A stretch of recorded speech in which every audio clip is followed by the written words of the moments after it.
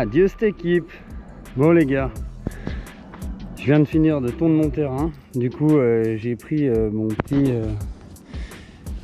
Forza HPI. On lui a mis une 6S, du coup il a la carrosserie qui appuie un peu, donc il est un peu tordu. Voilà, je verrai si je peux la mettre dans l'autre sens un autre jour. Comme je vous disais, j'ai changé le pare-choc.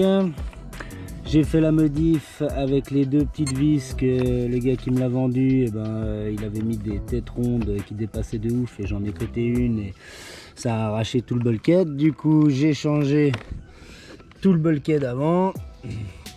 Donc maintenant, voilà, hein, il n'y a plus qu'à. On va voir ce que ça donne cette histoire. Ça fait longtemps que je l'ai pas roulé celui-là. Wow, c'est un peu gras, ouais.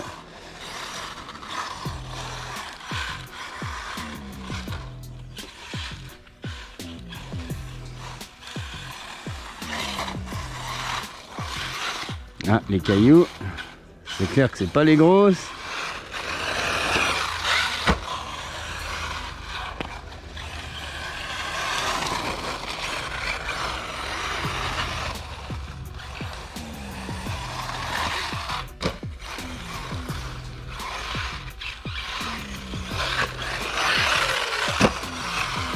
Ah ouais, du coup, j'ai aussi remarqué qu'il y avait des pièces qui étaient remontées à l'envers. Voilà, donc du coup, j'en ai profité de ce démontage avant là pour corriger plein de trucs. Enfin plein, un truc encore. Je sais pas si vous voyez, là en fait, les petits boulons, il y a une cale dessous. Il avait mis la cale dessus, du coup ça bloquait sur je sais plus quoi et ça me réduisait l'angle de braquage mais de dingue. Donc là on est en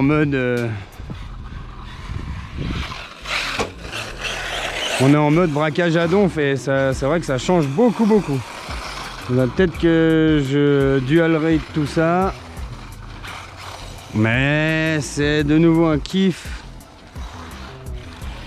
de pouvoir le conduire.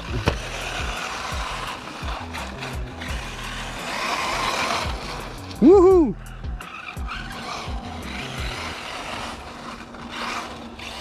Waouh! Ouais, ce virage relevé, il faut qu'il soit plus relevé.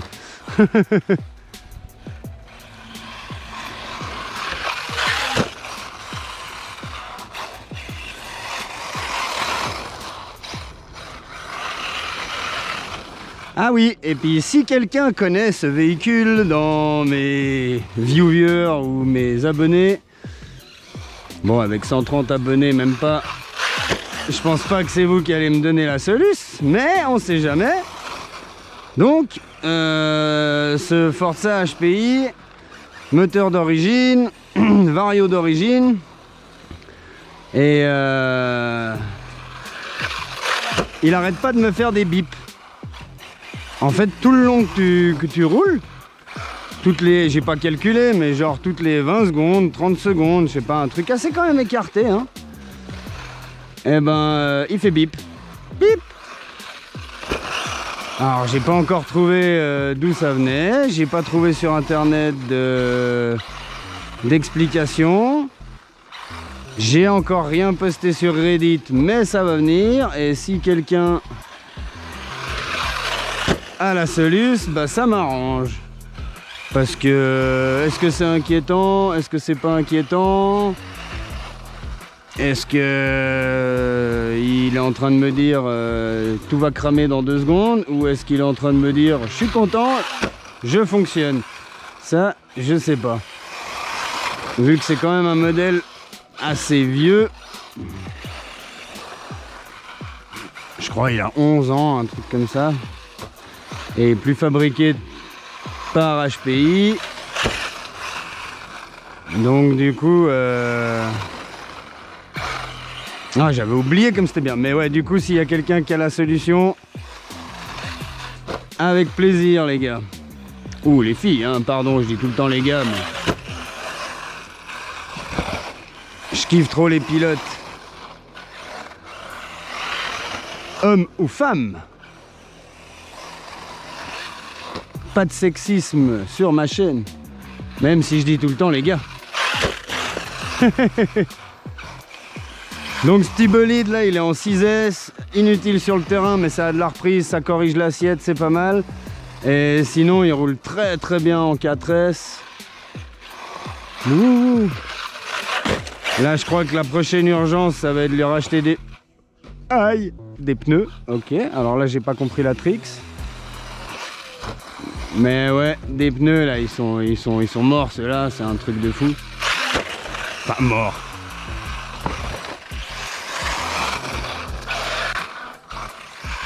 Pas si mort que ça, hein, on se comprend. Mais ils arrivent en fin de vie là.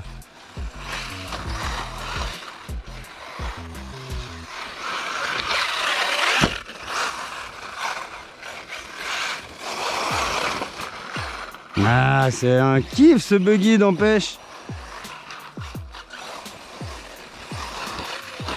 Aïe, aïe, oui.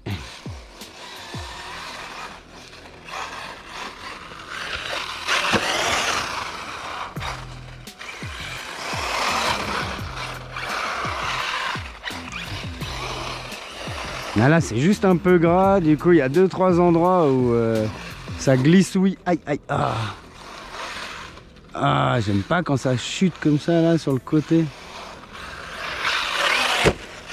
Bam!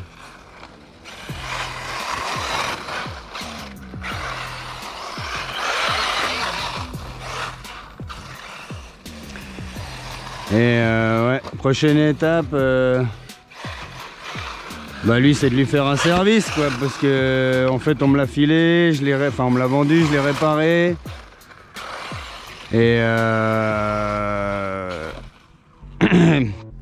et j'ai roulé avec, après j'ai cassé des pièces, j'ai réparé, mais j'ai pas fait le service, diff et tout, les pneus ils accrochent plus trop grand chose là.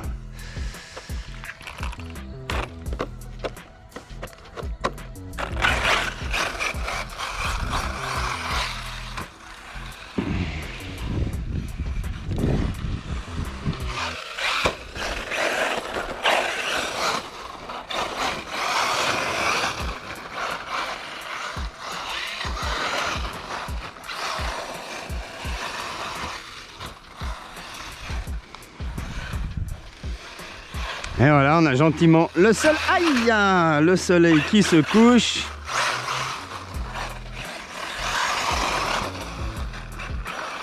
Du coup, j'ai vraiment fini ma tonte juste à temps pour me faire un petit kiff en Forza HPI.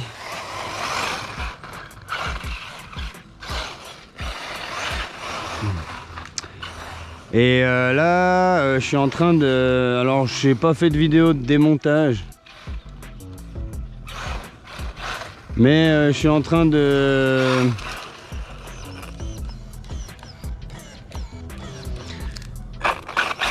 Je suis en train de faire la révision complète et totale de mon Mojave 4S.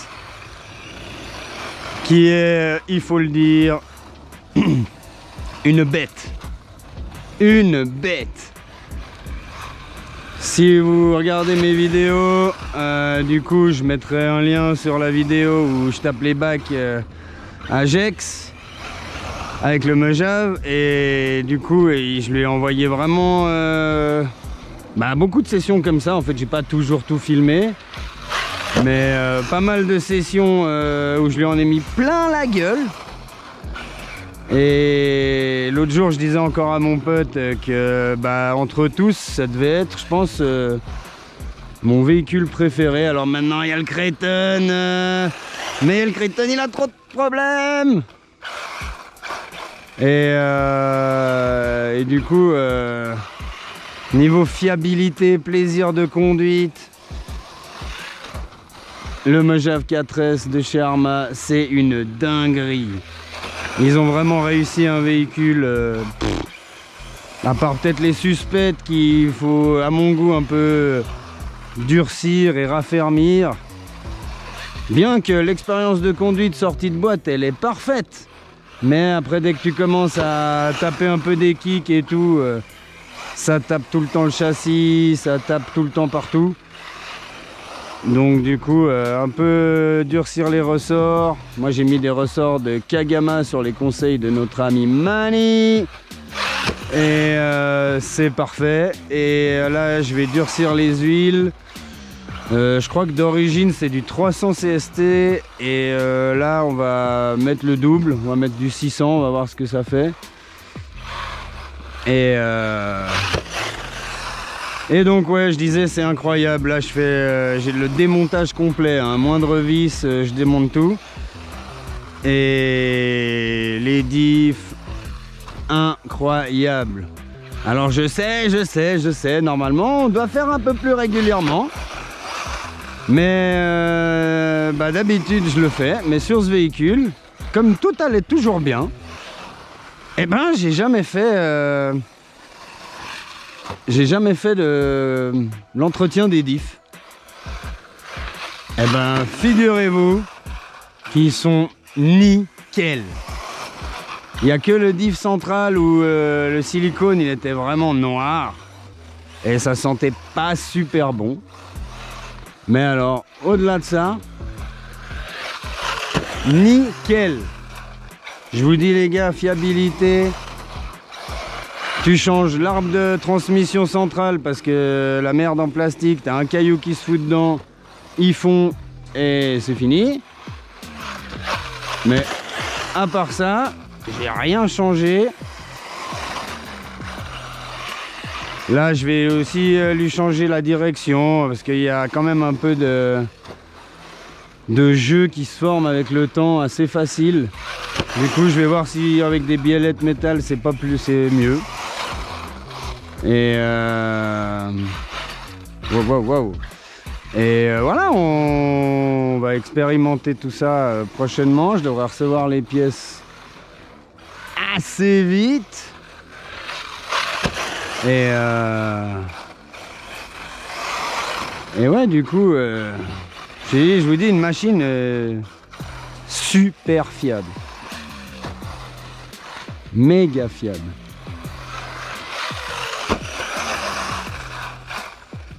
Contrairement à mon Savage XL de chez HPI où bon là ça fait un moment que je l'ai pas sorti, je sais même plus qu'il y a un truc qui va plus dessus, mais il faut que je me remette dessus. J'ai complètement oublié ce que c'était. D'ailleurs, je pense que, comme le dit Juju RC Cut, il faut que je commence à noter. Parce que quand je fais des vidéos, je dis ah ouais, il y a ça, machin. Puis après, tu rentres à l'atelier exactement comme lui.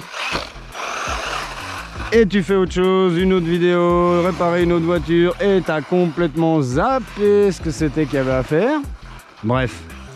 Voilà, il y a un truc qui va pas dessus. Il faut que je m'y mette, mais là où je voulais en venir, c'est que le Savage, chaque sortie, il y a un truc qui pète, quoi. Chaque sortie, il y a un truc qui va pas, quoi.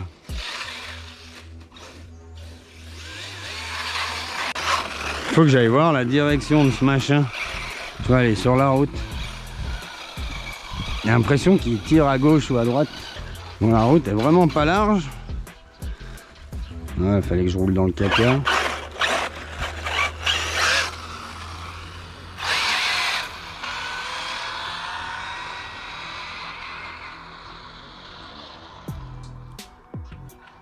Ouais, ça va, hein, il va assez droit.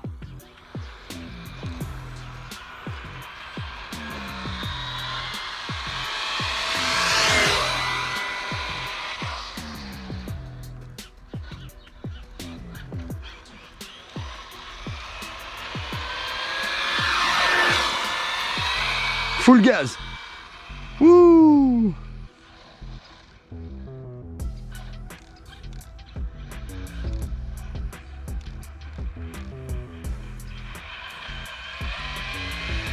Full gaz.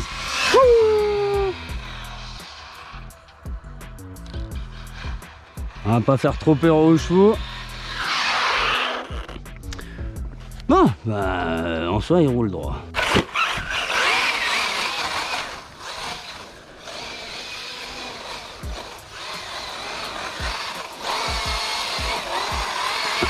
Bon alors dans l'herbe mouillée, c'est ça. Je vais lui faire un petit nettoyage châssis.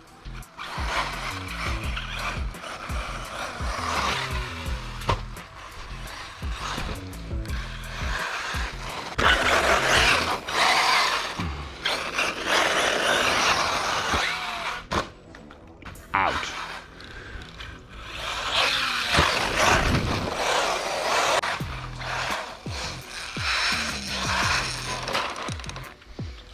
Ah, j'aime pas ce bruit.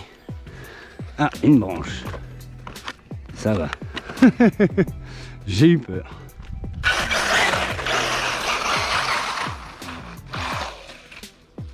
Ah oui, j'ai modifié mon virage relevé là.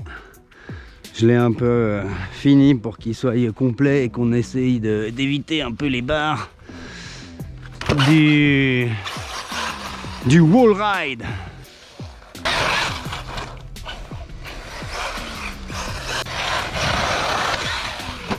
Ouh! Alors celle-là si je l'ai en vidéo. Elle était ouf les gars, la vrille mon gars, la vrille full speed. Bon disons, faut dire ce qui est, c'est aussi la première fois que je la roule en 6S. Du coup, petite différence par rapport au 4, hein, comme je vous disais avant. Plus de niaque de Dieu, c'est un petit missile là.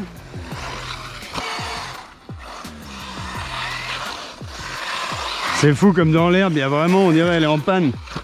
Il y a zéro traction.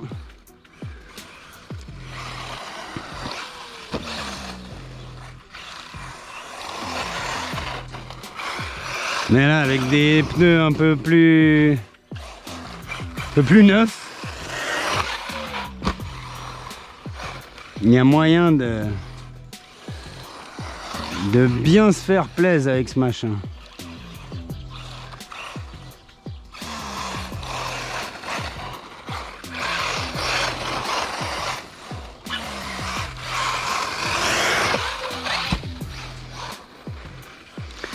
Ah ouais, là en 6S tu rattrapes super bien l'assiette. D'ailleurs ces petites batteries 6S, aïe la souche. Enfin petite. Ça reste gros hein, vu que ça touche la carrosserie. Eh ben je me réjouis de les mettre dans le Creighton.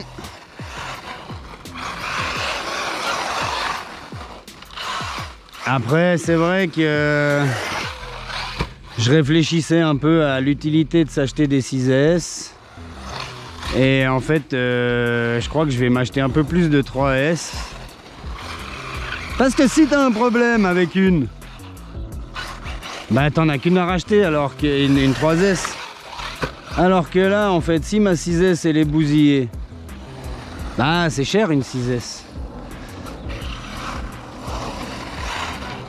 Donc du coup, réflexion faite, peut-être que à l'avenir je m'achèterai que des 4 et des 3.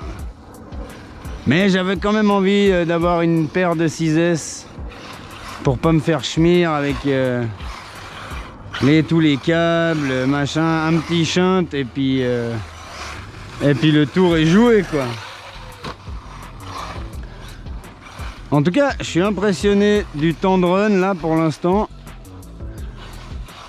Alors j'ai dû aller changer de batterie sur la GoPro. Donc c'est pas vraiment le temps de la vidéo parce qu'en plus moi j'aime bien faire un peu de coupure, de montage, vous enlever les moments où je dis de la merde ou alors où c'est chiant, où il y a des mauvaises images. Mais là on est déjà bien à 25-30 minutes hein. Donc je calculerai ça tout à l'heure et je vous y mettrai dans la vidéo. Mais c'est des DXF 7000 mAh. Alors bon, est-ce qu'il y a 7000? Ça on verra. En tout cas, il y a de l'agnac.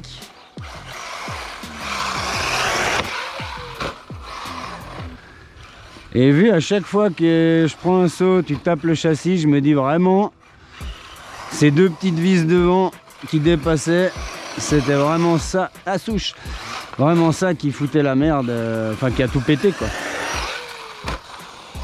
Bim. Ah ouais, il est bien, voilà hein. Il dit les deux petites vis là,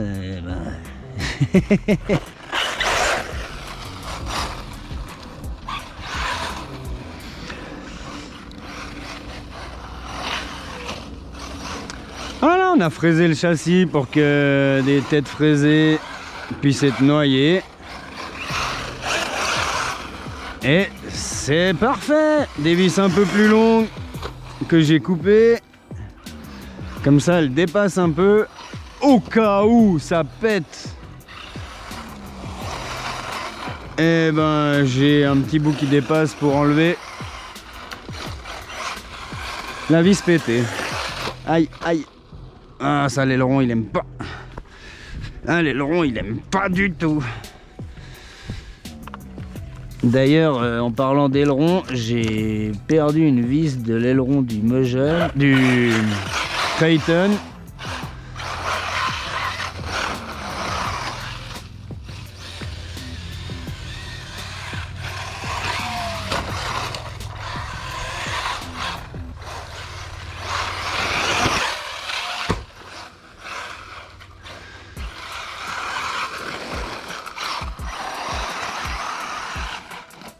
Wouh!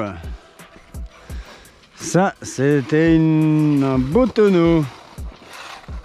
Ah, là, il y a aussi des petits cailloux, des petites racines, faut que je vire. À chaque fois, ça lui tape la roue arrière, t'as vu? Hop, tu veux tourner, hop, non, elle tourne pas.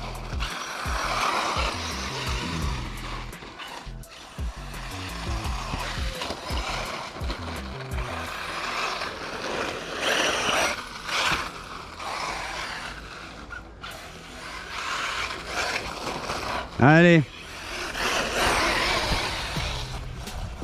on va te nettoyer un peu les pneus dans l'herbe. Oh, que c'est joli! J'aime trop quand les nuages ils sont rouges, jaunes, orange, comme ça avec le ciel bleu. Wow. Ça claque! Ah voilà, coupure. Oh, je l'ai trop bien senti. Bon les kikis. Voilà, elle vient de biper. Donc, du coup, gros kiff là, hein, avec ce petit buggy. Et du coup, bah voilà, hein, je vous dis, s'il y a quelqu'un qui sait d'où vient ce fucking beat, non, fucking beep, qui me le disent en commentaire, avec grand plaisir. Et voilà, je me réjouis de remonter le Mojave avec toutes ces petites pièces toutes propres, toutes neuves. Ces petits diffs tout refaits. Et ouais, bip, bip, elle arrête pas. Et donc voilà. Merci à tous de me suivre, likez, partagez. Abonnez-vous si c'est pas déjà fait, hein, parce qu'alors ça fait encore plus plaisir. Et puis voilà, qu'est-ce qu'il faut dire d'autre que...